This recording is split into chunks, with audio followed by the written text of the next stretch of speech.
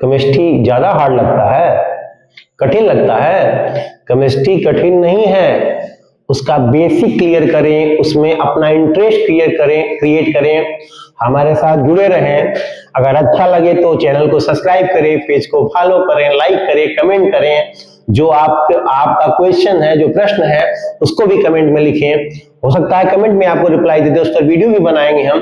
तो chemistry hard नहीं है। हम बार बार स्टेबिलिटी कहते होंगे तो आप लोग सोचते होंगे सर स्टेबिलिटी के पीछे पड़े हुए हैं। हमको केमिस्ट्री से ये बात सीखना चाहिए।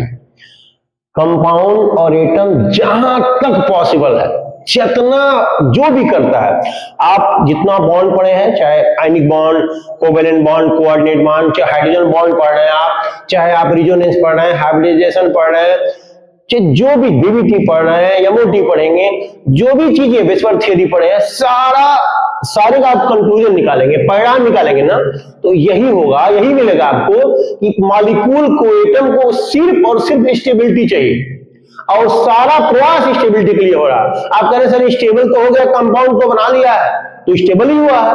आप एटम स्टेबल, अपने आप को स्टेबल करके कंपाउंड मॉलिक्यूल बनाता है, लेकिन नहीं, अभी भी वो खुश नहीं है, अभी भी वो प्रयास कर रहा है, अभी भी अपने लक्ष्य की तरफ वो कोशिश कर रहा है। आप भी जिंदगी को रियल में के रूप में देखें, रियल के रूप में नहीं।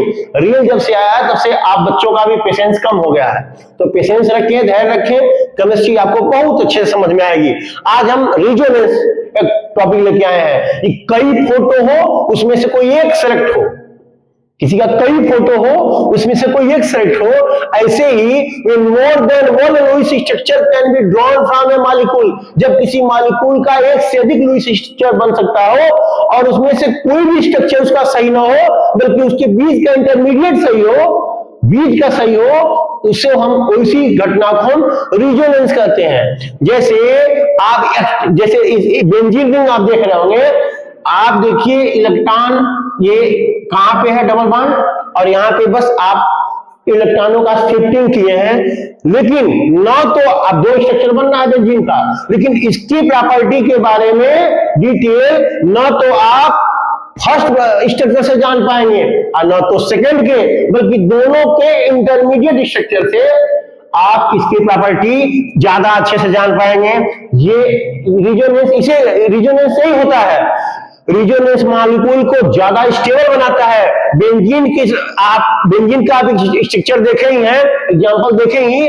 एक्चुअल जो स्ट्रक्चर होता है वो इंटरमीडिएट स्ट्रक्चर होता है, जिसको हम resonance hybrid of all structure, सारे स्ट्रक्चर का हाइब्रिड कहते हैं। इसका इफेक्ट क्या होता है आप रिजोनेंस समझ जाओगे, इसी का नहीं किसी भी कंपाउंड का। ये एक बात ध्यान रखिएगा, जब भी आप उसके कई स्ट्रक्चर बनाइएगा तो शिफ्टिंग सिर्फ इलेक्ट्रॉनों की करिएगा, और वैलेंसी का भी ख्याल रखिएगा, ऑप्टिक रूल का भी ख्याल रखिएगा, कहीं इलेक्ट्रॉनों का नंबर ज्यादा ना हो जाए, कहीं जो जितना इलेक्ट्रॉन, जितना जो उसकी वैलेंसी है उसके अकॉर्डिंग वो बॉन्ड बनाएगा, चाहे कहीं भी इलेक्ट्रॉन की शिफ्टिंग हो रही है, तो उसका ध्यान रखेंगे। हम आपको बताए हुए condition, same arrangement of atom का अरेंजमेंट नहीं डिस्टर्ब होना चाहिए, और ज्यादातर कहीं एक्सेप्शन आता है, लेकिन ऑप्टिक रूल जो सेटिस्फेक्शन है वो होना चाहिए।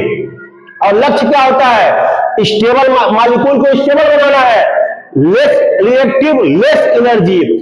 हम बताएंगे भी आपको कि मेन लक्ष्य यही है कि स्टेबिलिटी, एटम को स्टेबल बनाना है, मॉलिक्यूल को स्टेबल बनाना है, एनर्जी कम करना है और रिएक्टिविटी भी कम करना है। अगर आप नेक्स्ट टॉपिक पे जाएंगे एमओटी, हम साथ में चल रहे हैं, बाद केमिकल बॉन्डिंग समाप्त हो जाएगा।